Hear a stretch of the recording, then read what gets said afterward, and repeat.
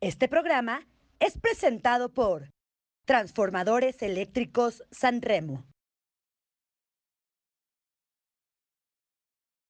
Estas son las rápidas de Grandes Ligas en Pega de Hit. Continúan los debuts de peloteros mexicanos en la Gran Carpa. Suman ya 134 con las apariciones del hermosillense Luis González en el Jardín con Medias Blancas de Chicago y Jesús Cruz en el Montículo con los Cardenales de San Luis. En días pasados, el también hermosillense Isaac Paredes hizo lo propio en el cuadro con los Tigres de Detroit. Cabe mencionar el gran trabajo de la Academia Alfredo Harpelú, que en 10 años han visto debutar en las mayores a 10 jugadores egresados de sus filas, como Roberto Osuna, Julio Urías, Giovanni Gallegos, Víctor Arano, Luis Urías, Andrés Muñoz, Víctor González, Humberto Castellanos, Isaac Paredes y la inminente aparición de Ramón Urías con los Orioles de Baltimore, quedando la posibilidad de uno más en la presente campaña, con otro hermosillense como el receptor, Julián León con los Marlins de Miami. Continuando con el contingente azteca, gran temporada la que sigue teniendo Alex Verdugo con los Medias Rojas de Boston. Promedia 2.75 con 5 home runs, incluyendo uno sobre Garrett Cole y 9 carreras producidas. El monclovense Joaquín Soria sigue sumando buenos trabajos. Tiene efectividad de 0.84, 2 ganados y 1 perdido, con 2 salvamentos. El de Culiacán, Oliver Pérez, quien amagó con abandonar a la tribu, tiene marca de 1 ganado y 0 perdidos, con 1 salvamento y 1 en efectividad. Y el del mechón, Sergio Romo, suma 3 salvamentos y 2.25 en limpias. Grandes Ligas suspendió 3 juegos al pitcher de los Rangers de Texas, Ian Jabot, y 1 juego al manager Chris Woodward por tratar de tumbar a Manny Machado de los Padres de San Diego. Ellos buscaban desquitarse del palo que les pegó de 4 esquinas Tatis Jr. con las bases llenas. Polémica suscitada en el juego del pasado lunes, cuando Fernando Tatis Jr. hizo swing un picheo en cuenta de 3 bolas sin strike conectando Grand Slam a la banda contraria. San Diego tenía 7 carreras de ventaja en la 8ª entrada. Háganme ustedes el favor.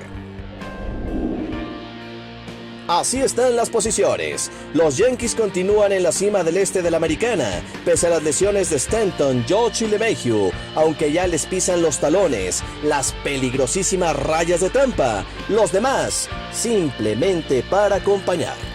En la central, los favoritos mellizos se mantienen en el primer lugar, más por su picheo que por su explosivo bateo.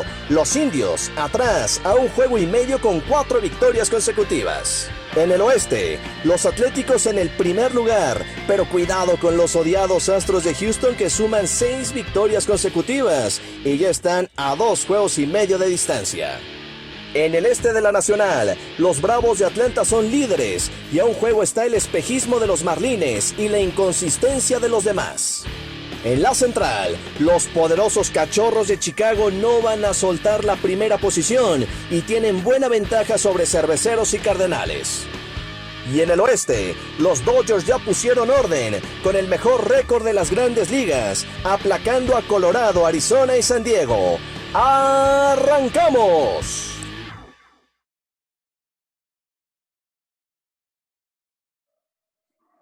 ¿Cómo están, amigos? Muy buenas noches, bienvenidos a su programa Pega de Hit. Qué bueno que están con nosotros, como todos los miércoles estamos en vivo a través de nuestras diferentes plataformas por Facebook en Pega de Hit y en Es Tiempo de Béisbol. Esperamos, por supuesto, todos sus comentarios, todas sus preguntas. También estamos en vivo a través de YouTube y a través de Livestream. Mañana el programa disponible en podcast, ya saben, a través de Spotify y también el programa completito a través de Instagram. Síganos a través de nuestras redes sociales. Yo soy Carlos Flores, bienvenidos. Esta noche hemos preparado un programa con un tema muy interesante, tema que está de moda y que rige hoy al béisbol, sí, como la sabermetría, la era de la sabermetría en el rey de los deportes. Quédense con nosotros, acompáñenos, tenemos un invitado que se la sabe de todas en este tema y con el cual vamos a profundizar esta noche aquí en Pega de Hit. Ya lo vamos a presentar en unos momentos más. Carlos Alberto Fernández Tocayo, ¿cómo estás? Abrazo a la distancia. Buenas noches. ¿Qué tal, Charlie? Un placer saludarte, amigos. Un gusto estar con ustedes como cada miércoles para platicar de lo que más nos apasiona, el mundo del béisbol, en una semana más que sigue siendo atípica a pesar de que ya tenemos grandes ligas. Hay noticias y temas interesantes en lo que se ha generado en estos días también con los mexicanos que han llegado en una buena cantidad a la mejor liga del mundo de béisbol. Así que hablaremos de cosas muy interesantes el día de hoy. Jonathan Mendoza, ¿cómo estás? Abrazo a la distancia. Abrazo, Carlos, ¿cómo están, amigos? Bienvenidos a una emisión más de Pega de Hit, un tema muy interesante el día de hoy, muy polémico, me atrevo también a decirlo, y sí, las grandes ligas, como bien dice Carlos Fernández, muy interesantes, más mexicanos se suman a Víctor González y a Humberto Castellanos, también a Julián León, que había sido subido, Jesús Cruz con el equipo de Cardenales, y Ramón Urias, también Isaac Paredes con el equipo de Detroit. Así es que al fin estos mexicanos en esta temporada tan atípica logran ese ansiado llamado al mejor béisbol del mundo y temas muy interesantes. Están las grandes ligas, la verdad que arden y apenas es agosto, pero pues ya está muy cerca el final. Y la pregunta ya está en Facebook para que participen en la encuesta de esta noche. ¿Te gusta que los managers se basen en la sabermetría para manejar un juego? ¿Sí o no? Participen con nosotros y saludo con mucho gusto a nuestro invitado, Tadeo Varela. Él es gerente deportivo de la Liga Mexicana de Béisbol y fue el primer analista de datos que llegó a la Liga Mexicana de Béisbol de tiempo completo para trabajar con un conjunto como el equipo de los Toros de Tijuana en el año 2015. Tadeo, te saludo con mucho gusto. Gracias por aceptar la invitación de Pega de Hit. ¿Cómo estás? Buenas noches. Buenas noches, Carlos. Bueno, ambos Carlos y Jonathan también. Les mando un gran abrazo aquí desde la distancia. Y bueno, para mí es un gran placer estar aquí con ustedes y compartir esta velada para hablar de lo que más me gusta, de lo que es el béisbol y sus números. Para mí siempre es un placer hablar de sabermetría. Y vamos a comenzar, ¿no? Por el principio, hay mucha gente que entiende lo que es la sabermetría, lo que es el análisis de datos, lo que son las analytics que hoy rigen al mundo del béisbol. Efectivamente, hay organizaciones enteras, prácticamente todas en los Estados Unidos, que se basan a través de los datos estadísticos, del análisis de datos. Tadeo, ¿qué es la sabermetría? ¿Qué es el análisis de datos en el béisbol? Bueno, mira, como lo definió el mismo Bill James, el conocido padre de la sabermetría, la definió como la búsqueda del conocimiento objetivo en el béisbol. La sabermetría no es más que los estudios de estadística analítica avanzada aplicados en el béisbol, como se aplicaban en muchas otras ciencias, como lo es economía, psicología, sociología, pero ahora aplicados a lo que es los principios y fundamentos del béisbol. Esto le dio al béisbol una riqueza, una profundidad abismal, y es hoy por hoy el deporte que más ofrece análisis estadístico a sus seguidores y a sus equipos. Tadeo, buenas noches. Gracias por aceptar la invitación y por platicar con nosotros en ese sentido. Te quería preguntar, en nuestro país, sabemos que en Estados Unidos la sabermetría creo que es inmensamente utilizada y está súper avanzado todo lo que utilizan y hacen estadística de todo, ¿no? Y para todo, y lo tienen en el momento, y incluso creo que durante el juego ellos mismos van sacando más información y van pues ajustando o adecuándose a cómo se van dando las circunstancias. En nuestro país tiene unos años para acá que se empieza a usar ese tema de la sabermetría. ¿Qué tanto crees que ha permeado, qué tanto crees que ha sido aceptada por los directivos, por los equipos, por los managers, el uso de este tipo de estadísticas, que a veces ni las estadísticas tradicionales les interesan a los managers o a los jugadores? Mira, debo decir que lamentablemente quizás en Latinoamérica estamos en pañales todavía se está desarrollando modelos, como bien Carlos lo decía, la historia de la sabermetría en México empieza justamente en el 2015 cuando Toros de Tijuana decide dar ese paso a apostar. Era un equipo joven, sus dueños son empresarios, innovadores, entonces dieron como ese paso de fe de que vamos a ver si esto funciona. Desde ahí, muchos de los equipos se han volteado a la sabermetría. Te puedo decir que hoy por hoy, en 2020, casi todos los equipos grandes y medianos tienen algún tipo de personal encargado de lo que es el análisis estadístico. Es fundamental si buscas competir para no quedarte rezagado ante tus competidores, ante tus rivales. En tu pregunta también de que cuánto se ha aceptada, digámoslo así, por lo que es el cuerpo técnico, debo decir que varía mucho entre manager y manager. Hay managers todavía en Latinoamérica muy románticos, de vieja escuela. Hay otros que sí son bastante deseosos de tener estadísticas, se lo piden a sus directivas. Entonces, todavía las ligas latinoamericanas, hablando en este caso de Liga Mexicana de Béisbol y Liga del Pacífico, todavía están dando esos pasos de transición ya para que sea más una norma en vez de la excepción. Tadeo, acabas de tocar esta palabra, ¿no? Que sea una norma, y eso a mí sí me preocupa porque sí, la psicología, la economía, la sociología requieren datos, requieren estadísticas, si no, no pueden existir, pero también son ciencias sociales, todas ellas. El béisbol tiene un factor humano, porque de lo contrario, pues ¿para qué quiero un manager, no? Entonces que el gerente se baje a dirigir, se ponga una gorra y aplique, ¿no? Yo ¿para qué quiero un manager? Pero mi pregunta, ya ahondaremos en este tema que toco acerca del manager. Mi pregunta para ti, ¿qué normas tiene la sabermetría para un dirigente? ¿Qué es obligado en la manera de manejar? ¿Qué está prohibido en una organización cuando ya te basas completamente en esto de la sabermetría? Mira, vamos a tratar de aquí de quitar tabús, ¿no? La sabermetría no pone limitaciones, no son leyes, porque así como tú bien lo decías, y lo digo porque soy economista, la economía no es una ciencia exacta, el béisbol tampoco. El béisbol también te deja espacio para maniobrar y dependiendo de mucho del contexto es que tú vas a tomar las decisiones. Tenemos casos muy polémicos como el de Dave Roberts, que mucha gente lo ataca por las decisiones que ha tomado, pero más allá de eso, hay ciertos paradigmas o fundamentos que te da la sabermetría, como por ejemplo, no puedes robar tantas bases como se hacía en el pasado, y eso tiene un razonamiento matemático detrás de eso. O sea, eso no es que a alguien se le ocurrió que eso fuera así, sino que eso tiene una explicación lógica y racional que podemos adelantarnos más en esto más adelante. Los toques de pelota han disminuido, pero es porque ahora se conoce que no son tan efectivos. Pero eso no elimina completamente estas jugadas del panorama, ¿no? Los chips defensivos ahora también se aplican muchísimo en grandes ligas. Vemos que las tendencias de los bateadores buscando la pelota elevada en vez de dar rollings. Y vemos todas esas tendencias que se han ido magnificando en grandes ligas. Pero no son leyes, todavía podemos ver esas jugadas pequeñas. De hecho, aquí va un pronóstico. Ahora con la regla, que también es polémica, de extra inning, hombre en segunda, vamos a ver más toques de bola y más robos de base. Porque la sabermetría también te dice que es más fácil anotar o es más probable que anotes con hombre en tercera y un out que en hombre en segunda sin out.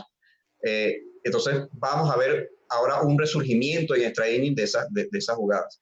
Pero la sabermetría como tal no impone ningún tipo de regla al manager. Quizás ahora, justamente con estos análisis estadísticos avanzados, ahora es menos corazón del manager, sino que es más estudio de qué pitcher debes traer, qué bateador emergente debes traer, o si no debes traerlo, etcétera, etcétera.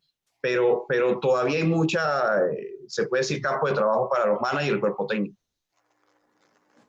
Tadeo, amigos, viene una pregunta que creo que va a ser muy interesante porque arrojó una polémica tremenda el lunes anterior con el tema de Fernando Tatis Jr. Que por qué le tiró a la pelota llevando un conteo de 3 bolas sin strike, casa llena, ganando padres. Se enoja el manager absurdamente de los Rangers de Texas. Bueno, el manager de los Rangers fue el que armó todo el tinglado, él fue el que se molestó, y si se enoja, pues que se dedique a otra cosa. Pero la verdad fue un tema, desde mi punto de vista, absurdo, pero lo voy a aterrizar en el tema de las analytics, de la sabermetría. Anteriormente y por tradición, pues era impensable que cualquier bateador, de poder o chocador de pelota, ocupando el turno que sea en el line-up, le fuera a tirar a la pelota en un conteo de 3 bolas y 0 strikes. En México había hasta una frase, un lema muy conocido, que ni don Héctor Espino le hacía swing a una pelota en cuenta de 3 bolas y 0 strikes. Bueno, las cosas ya cambiaron. Y hoy con las analytics, desde hace ya algunos años, obviamente los equipos se dieron cuenta que en cuenta de 3 bolas y 0 strikes, los pitchers entraban por el centro del plato. Era el strike automático. Era una recta por el centro del plato. ¿Y qué pasó? Que han comenzado los grandes bateadores a hacer swing a la pelota en cuenta de 3 bolas y 0 strikes. Ya cambió el béisbol y ha cambiado de acuerdo a justamente el tema de las analytics. Creo que lo que vimos el lunes con el caso de Tatis Jr., tirándole a la pelota sin importar la ventaja, ni la entrada que se estaba jugando, ni la condición del juego, en 3 bolas y 0 strikes, conecta un cuadrangular Grand Slam. Además, un gran batazo, porque era un picheo afuera, no era una recta por el centro. La que tiró el pitcher de los Rangers de Texas provocó todo lo que provocó, pero es que el béisbol ya cambió. Bueno, mira, en tu comentario, y para aclararlo, depende mucho del análisis que se haga previo al juego, de lo que es esa combinación del bateador-lanzador, a quién te vas a enfrentar, cuál es su repertorio, etcétera, etcétera. Y también en este caso, pues la situación del juego. Pero eso es algo que la sabermetría vino a seguir, se puede decir, complaciendo a la vieja escuela. La sabermetría te dice que en regla general, tú no debes hacer swing cuando hay 3 bolas y 0 strikes. De hecho, la molestia del manager de San Diego es porque la seña que le hicieron al bateador fue que no le hiciera swing. ¿Por qué? Porque la sabermetría sabemos que trajo en auge el valor del boleto. En esa situación, incluso haciendo un buen swing, aunque sepas que viene la recta, es más probable que hagas un mal swing, que salga un foul o un elevado fácil a los jardines, antes de que esa pelota caiga de imparable. Entonces simplemente sostienes el bate, dejas pasar, tomas el picheo y avanzas a la almohadilla, que sabemos que el valor que tiene ahora el boleto. Aquí en esta situación hay que darle mucho crédito, como lo habíamos comentado, Fernando Tatís, porque de paso que hizo el ajuste, una recta que estaba en la zona de strike, pero afuera y bajito, y conecta un cuadrangular hacia la banda contraria. Fue un caso muy específico, pero la regla general te sigue diciendo que en esos conteos generalmente debes esperar el boleto. Pero en esta situación particular de Tatis, vaya, no creo que lo hayan mandado a aguantar cuando la ventaja la tenía ampliamente el equipo de los Padres.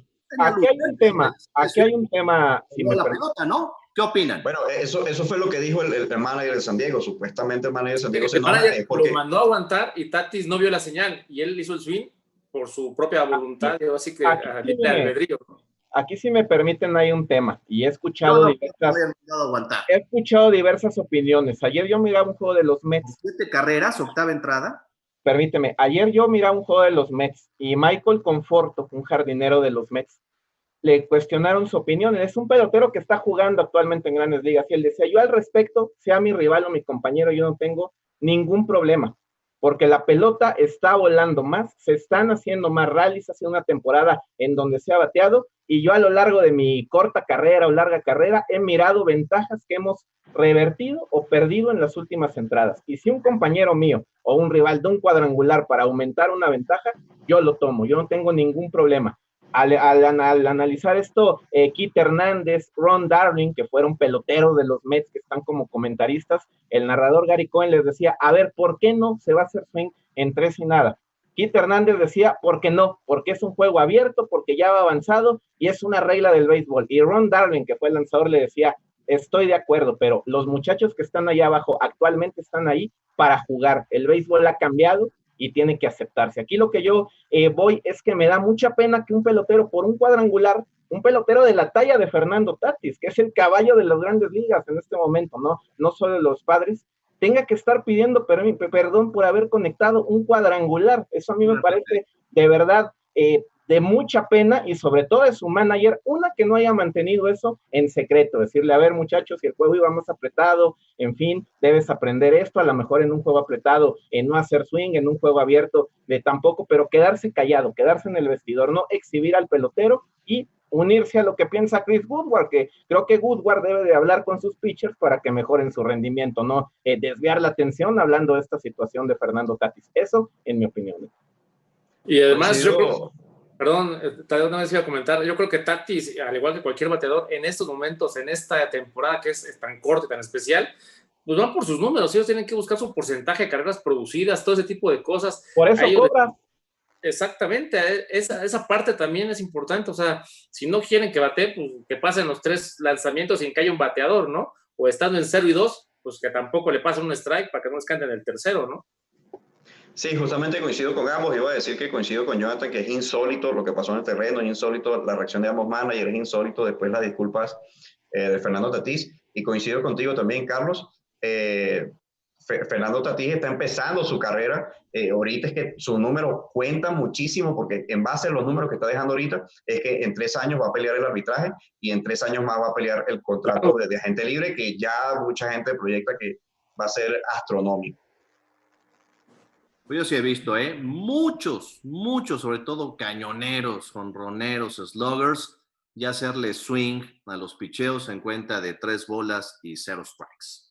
Incluso aquí mismo en Liga Mexicana nos ha tocado ver en el estadio Alfredo Harvey Lugo muchos juegos donde estando la cuenta en 3 y nada, hay bateadores que hacen el swing. Y como dices, es probable que no salga un buen batazo a que conecten un imparable o un cuadrangular, pues esto es mucho más complicado, ¿no? Porque además Tatis lo que buscaba era un contacto, salió el cuadrangular por accidente y además pues con la casa llena, pero yo creo que ocasionalmente o esporádicamente, estando en 3 y nada, vas a poder conectar un imparable. Y aquí hay que tener algo claro, Tatis no es un mal bateador, Tatis no es tonto, Tatis sabía cómo iba el juego. Hay marcadores en los cuales los peloteros juegan para sus números. En este tipo de juegos muchos peloteros hacen sus números, agrandan sus números. Tatis está peleando una triple corona de bateo, da el cuadrangular, creo que fue muy rígido el manager Tingler. ¿Qué señal vas a estar volteando a ver con un score de 7 carreras de octava entrada, por favor? Claro. Ahora, hay bateadores, como dice Charlie Fernández, que en cualquier conteo tienen bateo libre. Yo no me imagino a lo mejor a un Jafet Amador viniendo una recta por ahí o viniendo un pichón que él crea que puede batear, que le digan, espérate, un bateador. Hay bateadores que tienen posición de privilegio en un line-up y en cualquier momento del juego, en cualquier conteo, pueden hacer swing que sí lo consideran. Tadeo, una pregunta que también mucha gente nos encargó que hiciéramos esta noche con tu presencia. Las famosas formaciones especiales que hoy se están dando en el béisbol de Grandes Ligas, los shifts. Viene un jalador de pelota y el cuadro se carga, pero se carga en serio, hacia un lado o hacia el otro, sea zurdo o sea derecho.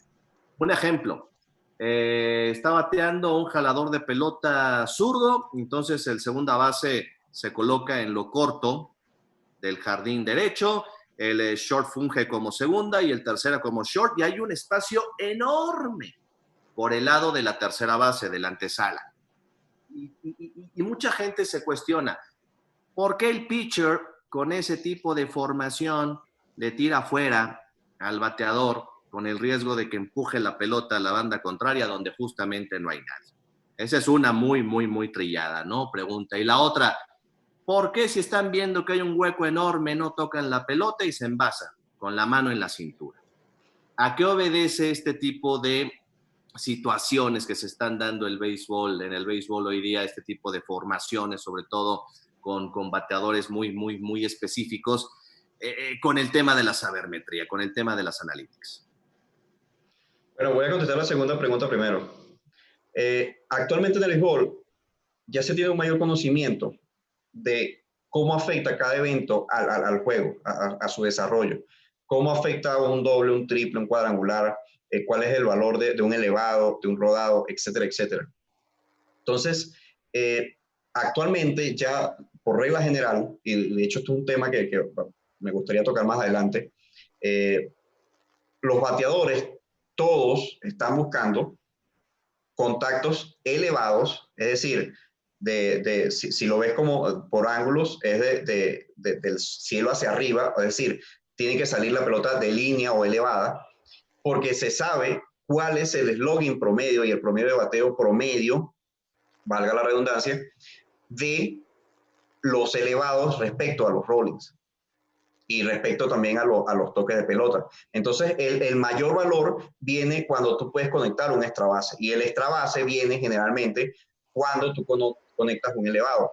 Los rollings realmente solo pueden ser extra bases cuando se van por las líneas de cal, cuando bañan a la tercera base o pasan del lado izquierdo del primera base.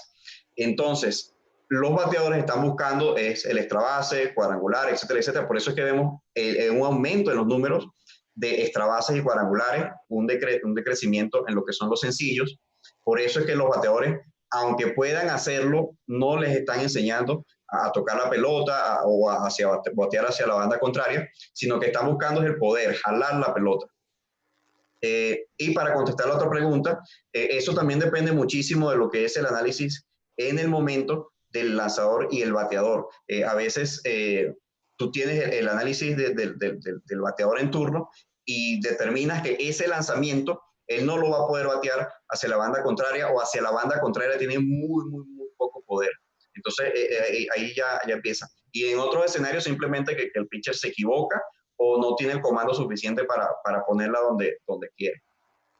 Pero Tadeo, en ese sentido, en lo que mencionas de los batados elevados, por ejemplo, también depende mucho del parque donde juegues, porque las circunstancias climatológicas también afectan e influyen. No es lo mismo conectar un elevado en la Ciudad de México a un elevado en Villahermosa, en Yucatán, en Campeche, donde simple y sencillamente estando a nivel del mar, la pelota prácticamente tú la elevas y se muere.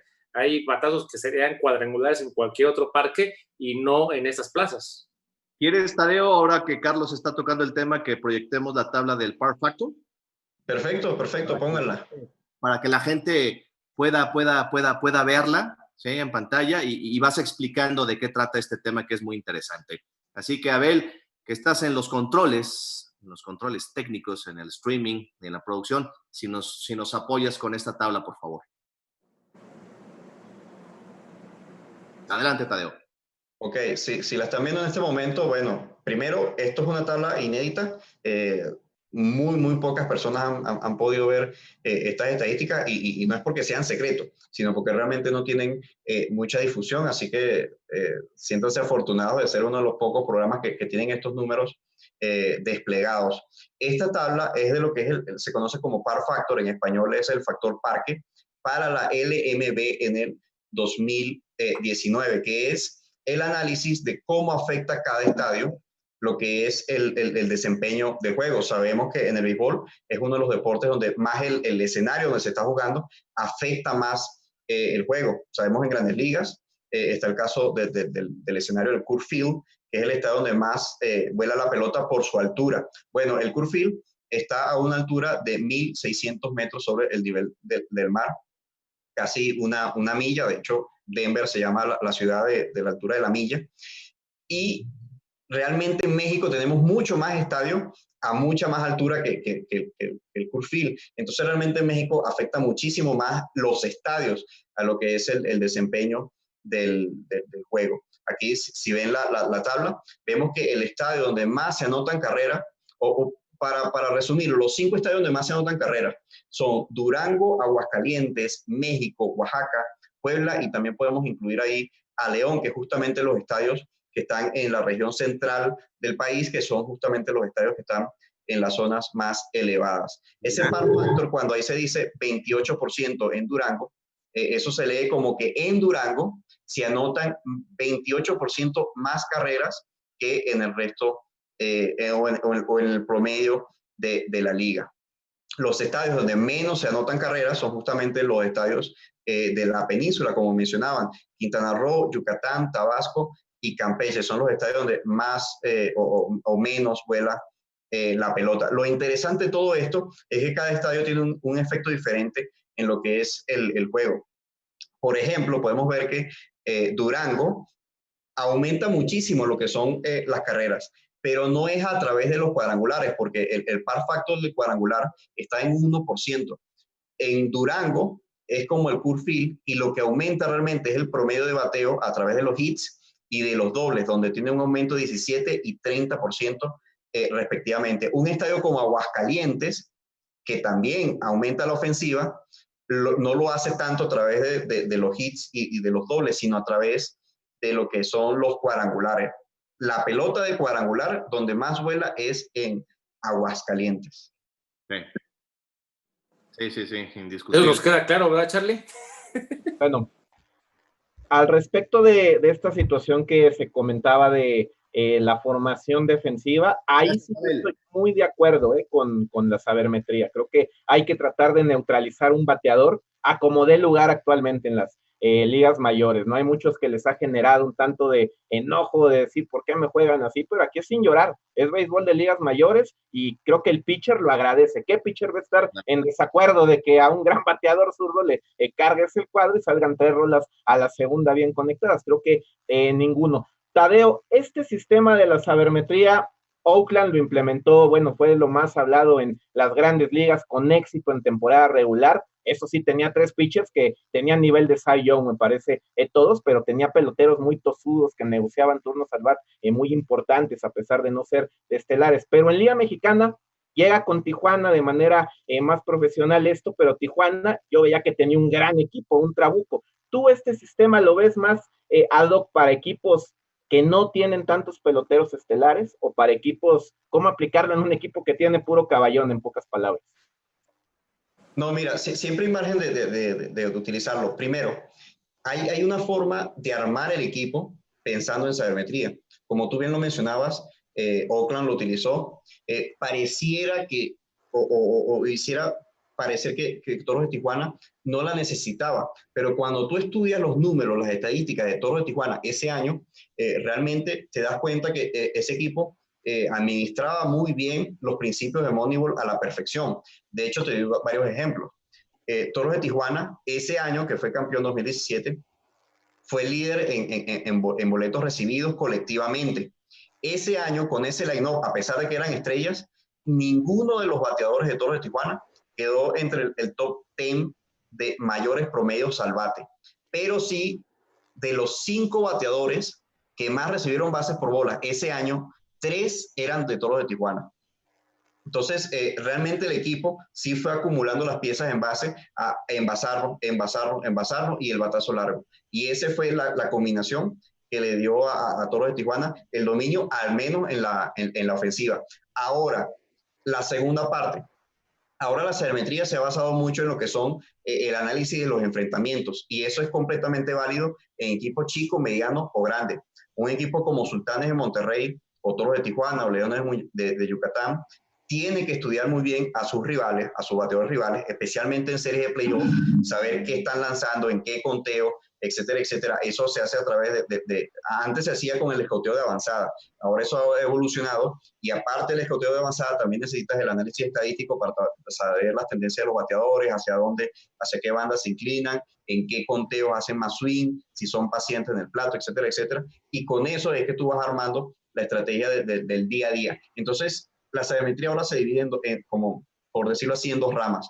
La rama que es para la gerencia deportiva, que es esa rama con la que tú vas a escoger los jugadores que necesitas, y esa rama que es específica para el cuerpo técnico, que es con lo que el coach de picheo, el coach de bateo, el coach de infield van a decidir cómo se juega específicamente ya el día de hoy, ya con el line-up que tienes.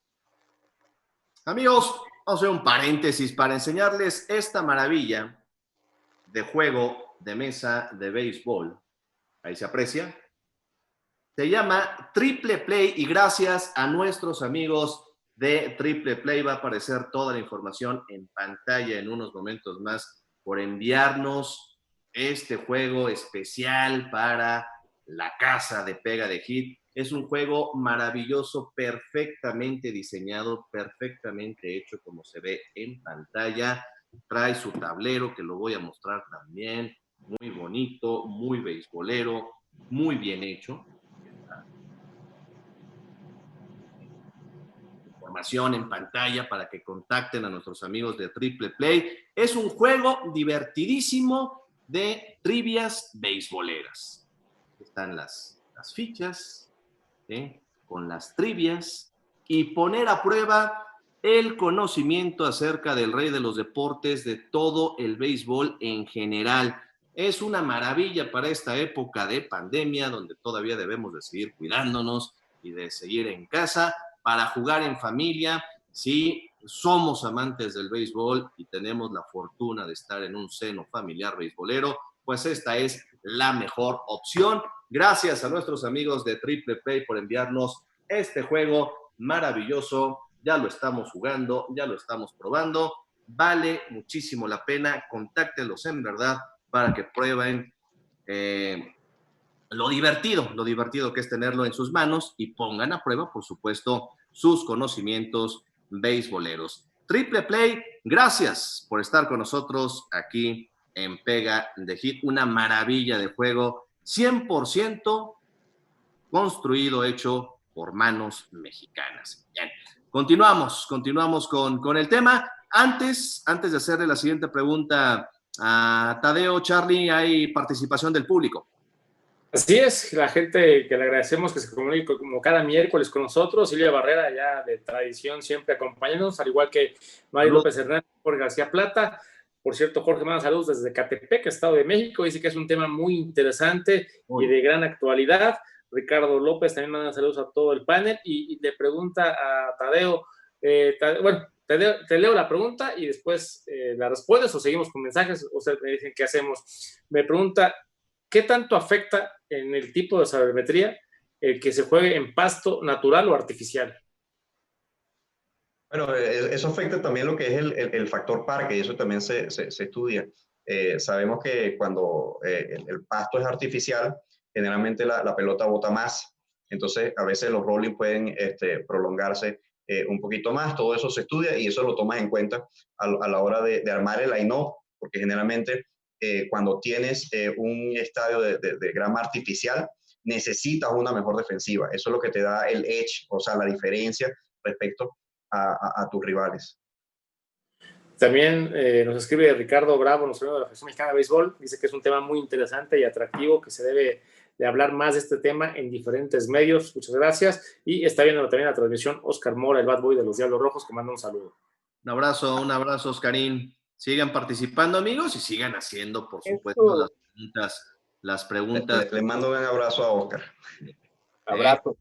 Eso quedó de manifiesto con el maestro de las formaciones especiales. ¿Quién es el maestro de las formaciones especiales? Un manager campeón, Joe Maddon, con el equipo de Tampa Bay, en un parque muy complicado para fildear elevados, para fildear roletazos, incluso a veces se duda que sea netamente un parque de béisbol, y él ha llegado a poner 4 jardineros, bajar más infielders. Es el maestro y ya ha demostrado que ha tenido éxito, pero no a todos los managers de pronto. Sabemos que esto viene de arriba de la gerencia en el 99% de las ocasiones, pero yo he visto, Tadeo, de verdad, y te lo digo como opinión personal, que un manager como Dave Roberts en series mundiales ha fracasado por aferrarse a situaciones como no tocar la pelota cuando su equipo no está bateando, a mover lanzadores cuando no lo tiene que hacer. También es ese factor humano que el aficionado, yo te lo manifiesto, creo que también hay managers que han olvidado, que estoy de acuerdo que es una orden de la gerencia, pero ¿para qué quieres un manager? Llegará el tiempo que ya no necesitemos un manager, que pues nada más baje alguien de la oficina y dé las indicaciones. ¿Tú qué opinas al respecto?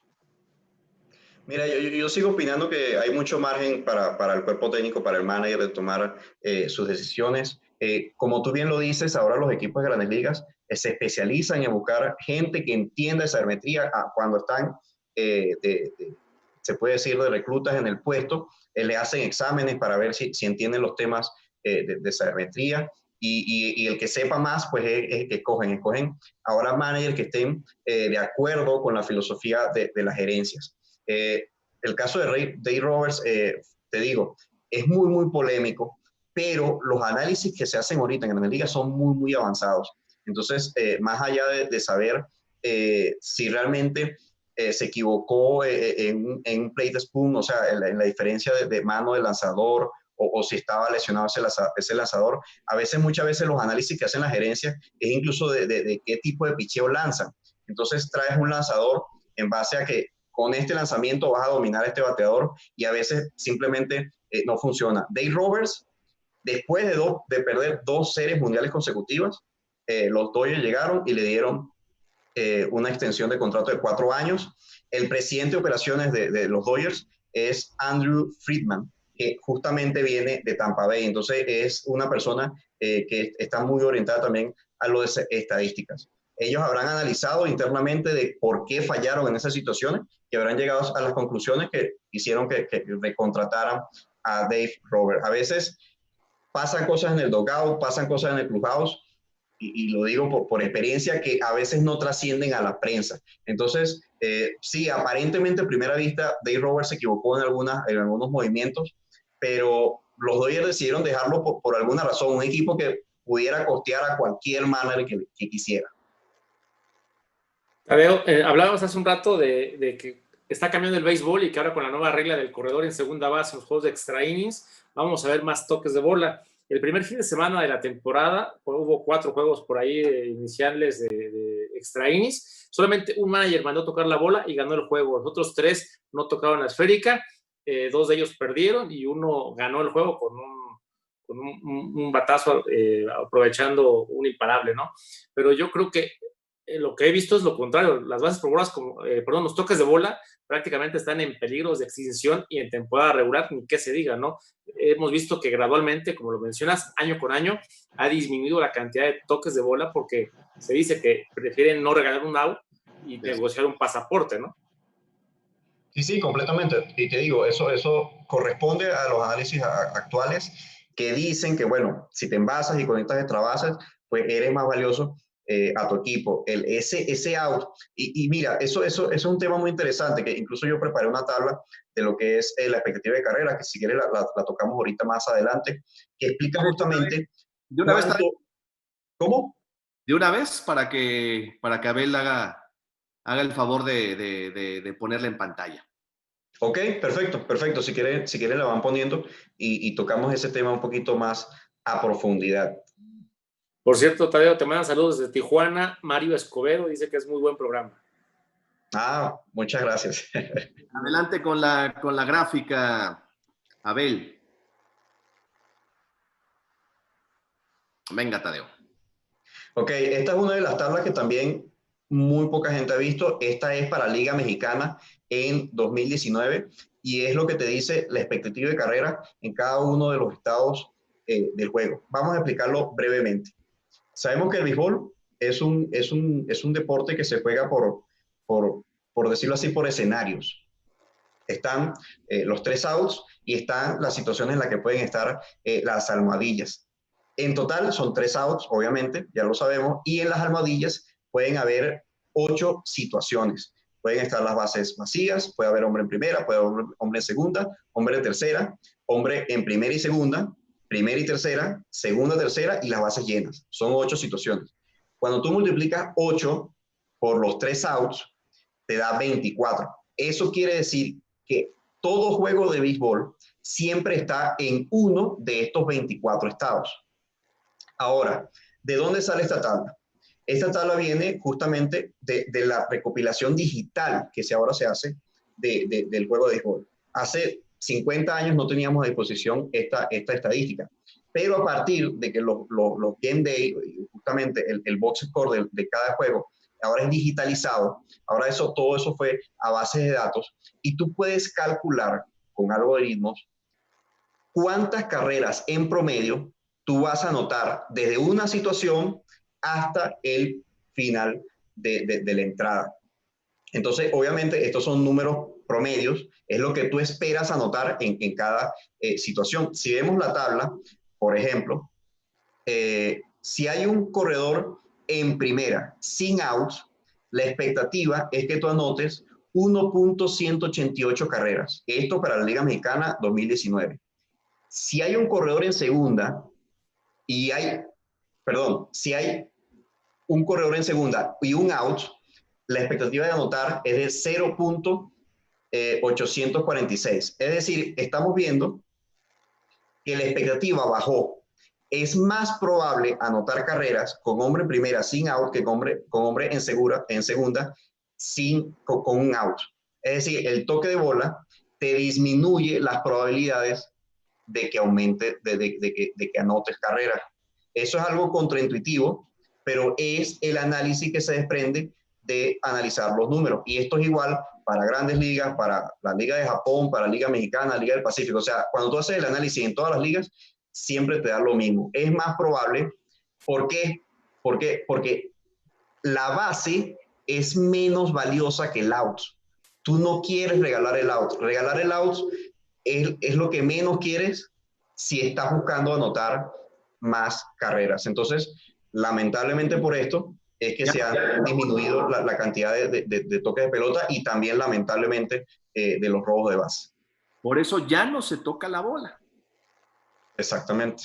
Aunque aquí hay que tomar en cuenta algo, creo que depende de la situación, porque yo sí miro, en grandes ligas es obvio, en grandes ligas ya un toque de pelota se ve uno a lo mejor en una semana, ¿no? Y a lo mejor hay equipos que ni siquiera lo mandan, pero en Liga Mexicana del Pacífico, yo sí he visto muchos juegos y es un circuito en donde sí se sigue tocando bastante la pelota, a diferencia de Liga Mexicana. No sé si sea porque es un circuito que se juega en plazas de mucho más picheo, con partes más grandes, cuesta más trabajo anotar carreras, no vamos a dejarlo así, se juega a nivel de mar y sí se toca mucho la pelota, no necesita hacer una novena, octava entrada, a veces desde la tercera entrada se está tocando. En Liga Mexicana a lo mejor no. Esa filosofía que comenta Tadeo, pues desde managers como Ed Weaver de los Orioles, que decía que él no regalaba un out, ¿no? Y puede ser también que esa estadística que dice Tadeo, coincido, todo se basa en números, pero pues también depende qué bateador viene después. Hay un corredor. De hecho, y me gustaría aclararlo aquí, porque Jonathan, tocaste un tema súper interesantísimo y tienes toda la razón. Esta tabla varía mucho dependiendo del contexto. Y claro, cuando hablo del contexto me refiero primero de la liga, porque también es dependiendo del nivel de picheo de la liga y también dependiendo justamente de los estadios. Entonces, a medida que tú vas bajando el nivel de carreraje de la liga, tú vas viendo que eventos como el toque de pelota o el robo de base van ganando peso. En ligas muy, muy ofensivas, como la Liga de Corea o la Liga Mexicana de Béisbol, que son muy ofensivas, hay muchos batazos largos, muchos extra bases, el toque de bola y el robo de base van perdiendo cada vez más peso. En el Pacífico sucede algo extraordinario. Primero, el nivel de picheo es muy, muy alto. Y segundo, casi todos sus estadios son a nivel del mar. El único estadio ofensivo del Pacífico es Guadalajara. En cambio que como ya vimos aquí justamente en Liga Mexicana, tenemos muchos estadios y el nivel ofensivo de la liga es bastante alto. Entonces, sí tienes razón en que en el Pacífico es más rentable tocar la pelota y robar bases que en Liga Mexicana de Béisbol en promedio. Claro, también en cada situación tienes que ver quién es el lanzador, quién es el bateador, quién es el bateador que está en círculo de espera. Todos esos factores se toman en cuenta, pero en promedio, en Liga Mexicana del Pacífico tiene más sentido hacer todo eso que en Liga Mexicana de Béisbol. Perdón, Tadeo, y en ese sentido de tener corredor en la inicial, sin out y no hacer el toque de bola, ¿tendrás el dato de cuántos dobles plays se dan precisamente en esa jugada y se muere un posible rally por no tocar la bola? Ahorita no tengo ese dato, pero esta estadística recoge todo eso, porque esta estadística te dice lo que pasó desde esa situación hasta el final del inning. Entonces, si la estadística te dice que es más probable anotar con hombre en primera sin outs que con hombre en segunda y un out, eso ya te está diciendo tácitamente que los doble play no afectaron tanto esa situación en específico. Ahora, Tadeo, tengo yo dos preguntas. Tocaste el tema de los robos de base. Yo honestamente veo muchos juegos de ambas ligas de México y de verdad en México no se roban bases, es más, no se intenta el robo de base, es muy raro que en el béisbol hace años haya más de 2 robos de base en un juego, rarísimo, a veces pasa un juego entero y no hay un intento de robo, esa es una, y otra, cuando hay hombre en segunda con un out, también hay una relación que diga cómo cambia el dato de acuerdo a si viene octavo y noveno a batear después, o si viene tercero, cuarto y quinto a batear, porque puede que hay una modificación de la óptica, ¿no? De haber hombre en segunda con un out, viniendo los carabineros a que vengan los de abajo, ¿no? Sí, de hecho tú puedes hacer el análisis, contestando primero la segunda pregunta, puedes hacer el análisis de cómo es la expectativa de carrera en base a los bateadores que van a venir. Tú sabes cuántos esos bateadores aportan ofensivamente al equipo, porque eso es calculable, y puedes ponerlo en la ecuación y puedes tratar de calcular si es mejor en esa situación tocar la pelota. Cuando el pitcher lanzaba, o mejor dicho, el pitcher bateaba en la Liga Nacional hasta el año pasado, sí veías que era probable que el lanzador tocara la pelota, porque sabemos que muy probablemente iba a ser el out. Y para contestar la otra pregunta, es porque si tú ves esta tabla, tú puedes sacar la proporción en la que necesita ser el robo de base exitoso para que sea bueno para el equipo. Ahora tú sabes que una base extra generalmente aporta un quinto de carrera. Es decir, cada 5 bases que te robas, estás aportando una carrera en promedio a tu equipo. En cambio, un out básicamente te resta media carrera, ¿sí? Entonces, cuando tú haces el análisis, te das cuenta que tú prácticamente, para que el robo de base sea exitoso y sea bueno para tu equipo, tú necesitas tener un robo de éxito en porcentaje de 80%. Es decir, por cada 6 veces, o mejor dicho, por cada 5 veces que tú salgas a robar, 4 tienes que llegar quieto. Tú antes, hace 20, 30 años, tú veías esos corredores que tenían 50 bases robadas, pero 20 atrapados robando. Actualmente nosotros sabemos que eso es perjudicial para el equipo. Le estás restando más carreras que las que sumaste con los robos de base. Entonces ahora los que sí roban base es arriba del 80%. Si no puedes llegar a ese estándar, te van a prohibir que robes base o que salgas al intento, que eso es lo que estamos viendo en Grandes Ligas. Poco a poco, el porcentaje de éxito robando ha aumentado también en Liga Mexicana de Béisbol, y eso corresponde también a que las gerencias de alguna forma se han dado cuenta de que no puede salir en todo momento. Wow, qué interesante. Ojalá el público esté disfrutando el programa como nosotros. En verdad estamos muy interesados en este tipo de conceptos nuevos para muchos que rigen el béisbol. No es que esté bien o que esté mal, simplemente los datos indican son herramientas. X o Y situaciones. Y lo que nos está diciendo Tadeo es el por qué ya no se roban tantas bases y ya no se toca la pelota como antes, para que vayamos entendiendo el porqué de las cosas y el béisbol actual. Esto es muy interesante. Como interesante es el resultado de la encuesta hecha al principio del programa esta noche en Pega de Hit. La pregunta era la siguiente: ¿te gusta que los managers se basen en la sabermetría para manejar un juego? Pues sorprendente el resultado, ¿eh? 65% dijo que sí, 35% dijo que no. Y también habría que evaluar ahí que hay mucha afición joven al béisbol. ¿Cómo le dices a un aficionado nuevo al béisbol que la sabermetría no existe cuando es lo que están, como están mirando el béisbol, ¿no? También creo. Claro. Tadeo, se nos termina el tiempo. Se van a quedar muchas cosas en el tintero, pero la gente se pregunta muchísimo qué es el famoso WAR, tanto para los bateadores como para los pitchers, de las nuevas estadísticas que más llaman la atención y que cuesta mucho trabajo razonar, mucho trabajo entender. ¿Qué es el famoso WAR?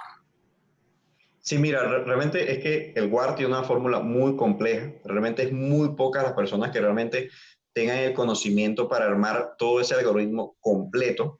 Pero es muy interesante. El WAR, por sus siglas en inglés, WAR, significa Wins Above Replacement, que son victorias sobre reemplazo. En resumen, el WAR es el intento de la sabermetría de analizar o de sumar toda la contribución de un jugador y ponerlo en un solo número para que sea entendible o más fácil empezar a comparar bateadores diferentes o incluso lanzadores y bateadores que hacen cosas diferentes, ponerlo en el mismo contexto y decir, oye, ¿cómo se comparan estos dos jugadores? E incluso poder comparar jugadores de diferentes épocas. ¿Qué es lo que ocurre? ¿En qué se diferencia la sabermetría con el escauteo tradicional? El escauteo tradicional es muy bueno para ver el talento o las diferentes herramientas que tiene cada jugador. Un buen scout te puede decir, este lanzador tiene un brazo promedio, este jugador corre promedio, o este jugador tiene un bateo de contacto muy bueno. Lo que vino a aportar la sabermetría fue que la sabermetría vino a decir, ok, este jugador tiene estas herramientas, pero el escauteo no te decía cómo se correlacionaban esas herramientas con las victorias del equipo. La sabermetría sí vino a complementar ese análisis. ¿Por qué? Porque ahora con estas tablas de expectativa de carreras, que tú ya le pusiste un valor de carreras a cada estado del juego, tú puedes ver cómo modifica esa expectativa de carrera cada evento. Es decir, tú ahora puedes decir, en promedio, un sencillo vale tantas carreras, un doble vale tantas carreras, un cuadrangular vale tantas carreras, un boleto vale tantas carreras. Entonces, tú haces la sumatoria de todo lo que hace el jugador y transformas esas carreras o esos eventos en carreras y después las transformas en victorias y te da un número que más o menos se aproxima, porque no es perfecto, sabemos que no es perfecto, pero más o menos se aproxima a lo que es el valor real del jugador. Y todo eso sale de las tablas que yo anteriormente coloqué. ¿Cómo transformas las carreras en victoria? Bueno, eso también depende del nivel ofensivo de la liga, pero en promedio, cada 10 carreras valen una victoria. Tadeo, yo he sido un firme creyente de que la sabermetría sí vino a apoyar, sí vino a revolucionar un poco, bueno, no un poco, mucho, lo que es el manejo y la dirección del béisbol, pero creo que en ciertos momentos, quizá en México no tanto, pero en grandes ligas se exagera con el uso de la sabermetría, creo yo, a mi forma de ver en el juego, porque se quita el factor humano. A lo mejor se basa, los managers toman las decisiones o las direcciones en base a los números que le presentan la gente encargada de sabermetría en cada equipo, y se pierde el factor humano, el temple del jugador, si está enfermo, si durmió bien, si tiene preocupaciones, todo ese tipo de cosas que a final de cuentas son los que va a ejecutar a la hora cero el jugador con la carga emocional que traiga encima, ¿no? Independiente de sus números o sus porcentajes, ¿no? Tienes razón, los números no te dicen todo, te dicen mucho, pero no te dicen todo, y siempre va a quedar ese factor humano, obviamente súper importante en lo que es el juego del béisbol, la química en el dugout. La gente no tiene idea de lo importante que es la química en el dugout. Yo he visto equipos, porque he trabajado en varios, no contratar a un jugador que es estrella, o teniendo el jugador estrella en el dugout, sales de él porque sabes que no te aporta en lo que es la química orgánica que tiene el dugout. Creo que sí tiene que haber mucho peso en lo que es la psicología deportiva. De hecho, los equipos grandes y serios sí se enfocan en tener psicólogo deportivo, que eso hace muchos años tampoco se veía. Era el manager el que era psicólogo, era directivo, era todo. Sí, así es. Ahora, más bien todo eso se ha desfragmentado, pero sí es importante lo que es la psicología deportiva, combinarlo con lo que es esta parte del análisis estadístico. En eso estoy completamente de acuerdo contigo y abogo en que no puede ser una discusión, no puede ser el escauteo o la sabermetría. Tiene que ser una combinación de ambos. Son complementos, ¿no? Son complementos, no y son competidores. Cuentas, las estadísticas anteriores, digamos así, lo que hizo el año pasado un jugador, creo que eso revela lo que es la parte de su historia, lo que ya hizo, y la sabermetría viene a revolucionar para prever lo que puede hacer en un juego. Así es, exactamente. Una lectura a corto, mediano plazo, ¿no? Que pueda ser el manager, el cuerpo técnico. Entonces, Tadeo, para redondear el tema del WAR, cuando observamos que un bateador, por ejemplo, Mike Trout, que hoy para muchos es el mejor pelotero del mundo, tiene 4.8 en WAR, eso quiere decir que Mike Trout aporta a su organización casi 5 victorias por temporada. Exactamente. Si ese fuera el número, puede ser que sus números son más altos, pero si un jugador tiene 4.8 de WAR, eso significa que estadísticamente en esa temporada ha contribuido 4.8 victorias más de lo que hubiera hecho un jugador de reemplazo. Ahí la pregunta es, ¿quién es el jugador de reemplazo? Bueno, el jugador de reemplazo es el jugador de AAA. Si tú armaras un equipo AAA completamente, digamos, los Tigres de Detroit de este año, si tú armaras un equipo AAA completamente, la estadística te dice que ese equipo ganaría en promedio el 30% de su juego, es decir, tendría un porcentaje de victoria de 300. Ese es más o menos el listón que le pone el nivel de reemplazo al jugador. Ya de ahí tú vas sumando a lo que fue el nivel del jugador.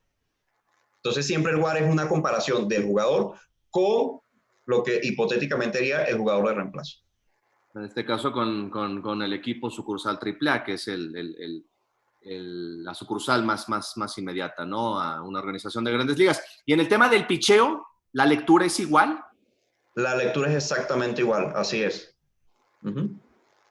Tadeo, te manda a saludar, Mario López Hernández, dice, inviten a Tadeo de nuevo, es un excelente tema. Saludos a todos. Y José Noel Pérez dice, saludos a todos los Carlos, a Jonathan, al invitado Tadeo, excelente programa aquí desde la Ciudad de México. Johnny, una última pregunta para Tadeo, para pasar a un par de láminas de dos temas muy interesantes que también tiene preparado Tadeo para nuestro público, ya para darle cerrojazo a esta emisión muy interesante de Pega de Hit. Kevin Youkilis, yo leía que era un pelotero sumamente valioso para estas cuestiones. Sin darse el cuenta, era un pelotero sumamente valioso para la sabermetría, porque era un hombre que peleaba cada turno, era tosudo en la caja de bateo, negociaba muchos pasaportes. Y al comentarle acerca de la sabermetría, él dijo, yo jamás mi objetivo fue sacar una base por bola, siempre fue dar un imparable y batear 300 para llegar a las ligas mayores. Jamás me fijaba yo en bases por bolas, en cómo corría las bases, yo me fijaba en las estadísticas tradicionales. Tadeo, ¿crees que de pronto los sabermétricos están buscando dejar de lado esas estadísticas, que en un momento dado ya no importa el número de victorias, ya no importe el promedio de carreras limpias, las carreras producidas, y pues le den a lo mejor un MVP a alguien que únicamente tiene el WAR muy positivo, como ha sido con Mike Trout, pero que se deje de lado todas estas estadísticas tradicionales que mucho pelotero actualmente todavía son las que revisan? Bueno, mira, primero, es que se correlacionan. Al final, un buen bateador, ya sea por WAR o por OPS o por cualquier cosa que se use actualmente, va a tener muchas carreras producidas y generalmente va a tener un buen slogan y generalmente va a tener un promedio de bateo alto. O sea, esas cosas siguen siendo deseables. El problema es que ahora se entiende mejor cómo se llegan a esos resultados. Ahora entiendes que las carreras producidas, por ejemplo, es un factor del equipo, porque para tú producir carreras, a menos de que robes home o de que conectes un cuadrangular, el resto de las carreras producidas siempre depende de que el equipo que estaba bateando antes que tú se envasara. Entonces era trabajo colectivo realmente la estadística de las carreras producidas. Pero existe una gran correlación entre todos esos indicadores. Entonces realmente nunca va a pasar, creo yo, que vaya a haber un MVP que tenga 8 o 9 de WAR, que sea líder en WAR y que realmente esté bateando 200, a menos que tenga 60 cuadrangulares y un montón de extra bases. Pero esas estadísticas se correlacionan, entonces realmente nunca van a estar relacionadas. Otra cosa que hay que aclarar muy bien, realmente una persona seria nunca te va a decir que descartes estadísticas, porque por eso nació la sabermetría. La sabermetría llegó para sumar, porque justamente nunca puedes solo ver un número y decir ya lo que pasó. El WAR debe ser usado para empezar el debate, no para terminarlo. Entonces, un analista estadístico serio siempre te tiene que decir que entre más estadística veas, pues mejor. Todas las estadísticas responden una pregunta. El problema es que tú tienes que estar claro qué pregunta te está respondiendo esa estadística. ¿Qué es lo que quieres saber, no? Exactamente. Entonces, en ese contexto es que la vas a usar. El promedio de bateo sigue funcionando. El problema es que ahora hay otros complementos que también vas a tener que ver. Claro. Como el OBP, como el OPS. Así es. Creo que hoy hay que entender muy bien cada rubro estadístico en el béisbol, comprenderlo, razonarlo para entender mejor el juego, ¿no? Obviamente con estos nuevos avances que se tienen a través de los analytics, a través de la sabermetría. Finalizamos, Tadeo, con 2 temas para ejemplificarlos. Abel, si nos apoyas en la producción, por favor. El StatCast y el Barrel.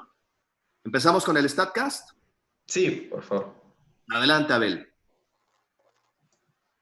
Ok, bueno, ¿qué es el StatCast? El StatCast fue un sistema que ya implementó Major League Baseball, que básicamente rastrea, porque tiene cámaras y tiene radares, rastrea a los jugadores y a la pelota en todo momento durante todo el juego. Esto fue lo que le vino a dar ya prácticamente el boom definitivo a lo que fue el análisis estadístico, porque ahora se tienen un montón de estadísticas que antes no se tenían. Si ustedes están viendo la imagen, pues ahorita se sabe perfectamente cuál es la distancia. Ahí se ve, por ejemplo, el 82.7 pies y el 80.9 pies. ¿Cuál es la distancia del jardinero respecto a dónde iba a caer la pelota? Se mide cuál es el primer paso, o cuánto es el tiempo de reacción del primer paso del jardinero, cuánto se tardó en darse cuenta hacia dónde tenía que correr, cuál fue la velocidad máxima que agarró ese jugador y cuál fue su aceleración. Aparte de estas estadísticas, también tenemos en el corrido de bases también cuánto se tardó entre primera y segunda, cuánto fue el salto, cuánto fue la lectura en el tiempo, en qué momento preciso salió el corredor en medio del movimiento del lanzador. En los batazos ahora tenemos el ángulo del lanzamiento, ahora tenemos la velocidad recorrida, la velocidad de salida. Tenemos un montón de estadísticas que ahora complementan el análisis y es justamente lo que estamos viendo en el mejor béisbol del mundo. Justamente si avanzamos a la segunda gráfica, vamos a explicar lo que es un barrel, que ahorita es un término sabermétrico que se usa mucho en grandes ligas y explica muy bien por qué ahora los bateadores están buscando el batazo largo, están buscando el extra base. No sé si ya tenemos la gráfica del barrel.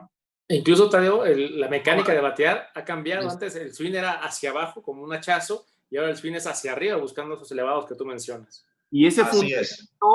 Vaya, los que jugamos béisbol desde ligas pequeñas infantiles nos lo decían o lo dicen todavía, los instructores a los pequeños. Sí.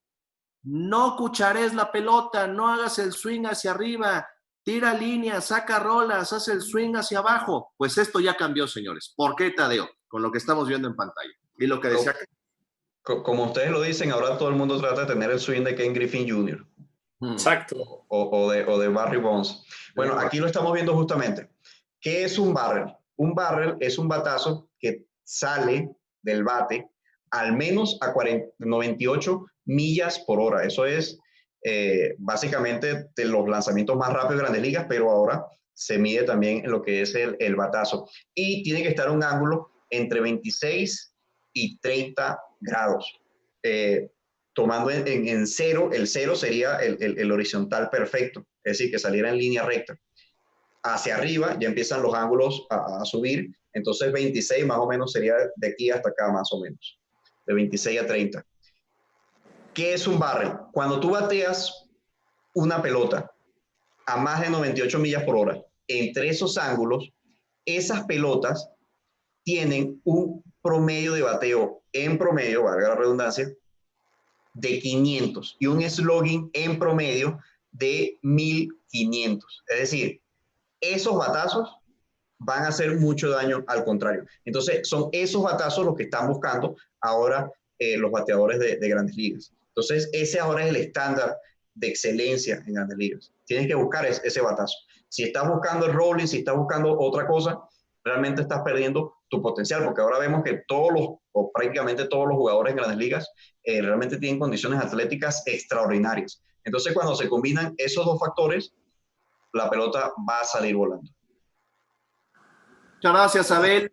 Qué interesante programa, señores, el que hemos tenido esta noche para ustedes aquí en Pega de Hit. Creo que todos hemos aprendido mucho en torno a la sabermetría y tenemos que seguir aprendiendo y tenemos que seguir metiéndonos más al tema de los analytics, porque eso es lo que hoy está imperando en el béisbol y, por supuesto, a través de la cúpula máxima del espectáculo que es Major League Baseball.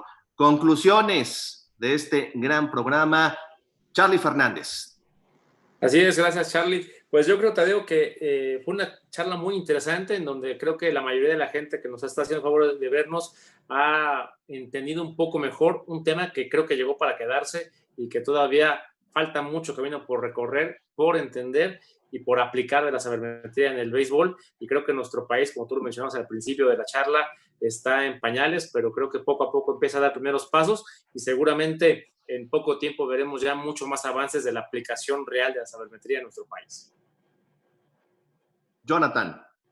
No, pues simplemente que hay que tomar lo bueno de la sabermetría. Creo que sí ha traído cosas muy innovadoras, sí ha ayudado, ha beneficiado a muchos equipos. En el caso de las formaciones especiales, que es lo que a mí en particular más me gusta de la sabermetría. A mí es mi opinión al respecto. Que no me gusta que el factor humano se ve sustituido, y lo reitero, lo dije al inicio de la charla tras bambalinas.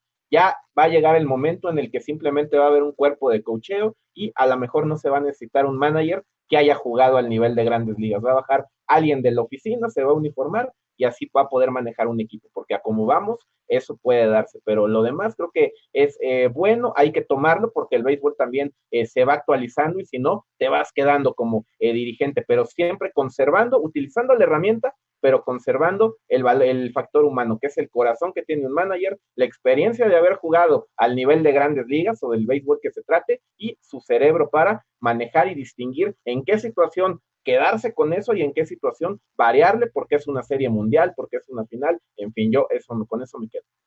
Y la sabermetría me parece es una gran herramienta, se tiene que aprovechar, pero el factor humano no se tiene que perder en el béisbol, porque ¿dónde van a quedar los genios como un Benjamín, el Cananea Reyes? Imagínate.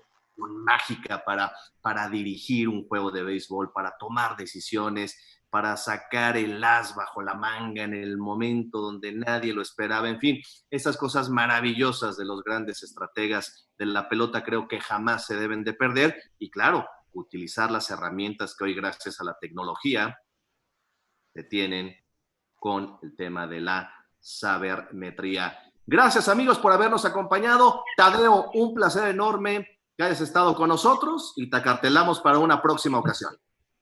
No, mira, de verdad el placer fue mío. Hay muchísimos temas de análisis estadístico que podemos seguir tocando, muchísimas estadísticas que no mencionamos y bueno, así que en una próxima ocasión para mí va a ser un placer venir y hablar de béisbol con ustedes. Tadeo, ¿tú tienes alguna relación con el WAR ya de peloteros de la Liga Mexicana, me imagino?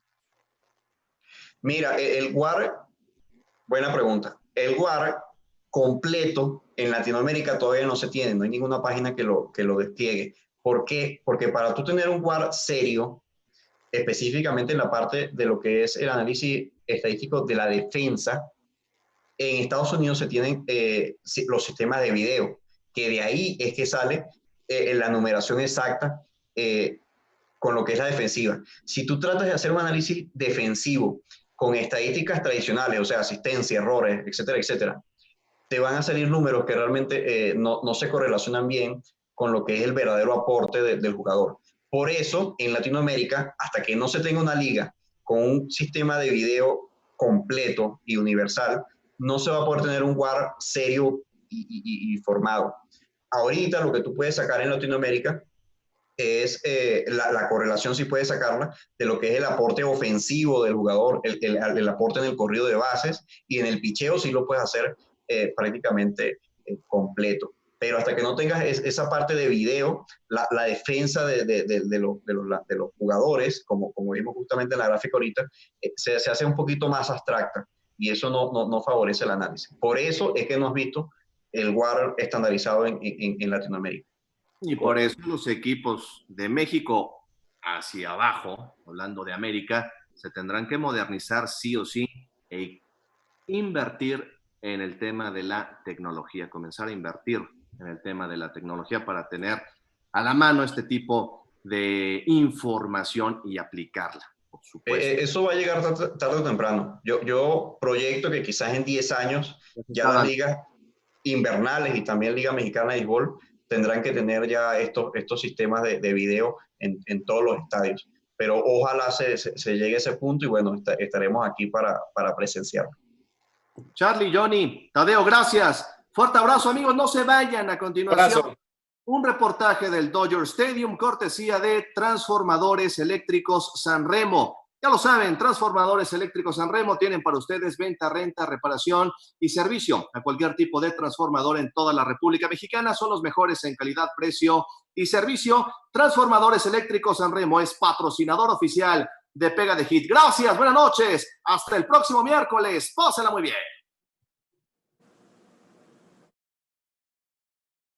El Dodger Stadium es el estadio con mayor capacidad de las grandes ligas con 56,000 asientos y es el tercero más antiguo detrás de Wrigley Field de los Cachorros de Chicago y el Fenway Park de Medias Rojas de Boston. En 1957, Walter O'Malley, propietario de los Dodgers, decidió mudar a los Esquivadores a Los Ángeles ante la negativa de construir un nuevo estadio en Brooklyn. Los Dodgers iban a tener estadio propio con el doble de capacidad y el segundo parque de pelota con inversión privada después del viejo Yankee Stadium. En un pacto con los Dodgers para asegurar la mudanza, el Ayuntamiento de Los Ángeles cedió 300 acres de tierra en las colinas de Chávez Rabín para la construcción del nuevo estadio, por lo que las autoridades angelinas decidieron cancelar el proyecto de vivienda pública y de forma arbitraria fueron despojados de sus viviendas miles de inmigrantes, la mayoría mexicanos que habitaban en los barrios de Bishop, La Loma y Palo Verde. Con sentimiento de odio por parte de un sector de la comunidad latina, comenzaba la construcción del Dodger Stadium en 1958. Los Dodgers, mientras tanto, tuvieron que jugar en el Memorial Coliseum de Los Ángeles hasta 1961. El Dodger Stadium abrió sus puertas el 10 de abril de 1962 ante 52,564 aficionados. Los Rojos de Cincinnati aguardaron la fiesta al derrotar a los Dodgers 6-3. En 1981, Fernando Valenzuela eclipsa al mundo del béisbol gracias a la Fernandomanía.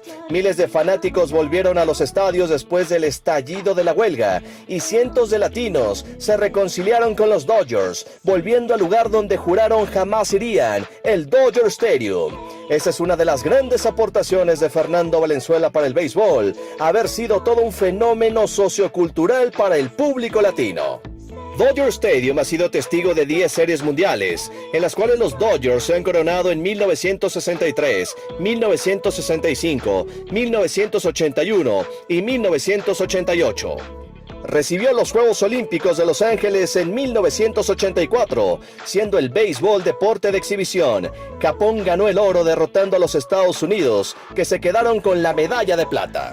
Fue sede de los Clásicos Mundiales de Béisbol en 2009 y atestiguó el título de los Estados Unidos en 2017. De igual forma, fue sede del Juego de Estrellas de las Grandes Ligas en 1980 e iba a ser sede una vez más en este 2020, pero por el tema de la pandemia tuvo que ser cancelado. El Dodger Stadium hoy por hoy es uno de los escenarios con mayor sabor a la pelota y símbolo de la diversidad cultural que existe en el béisbol.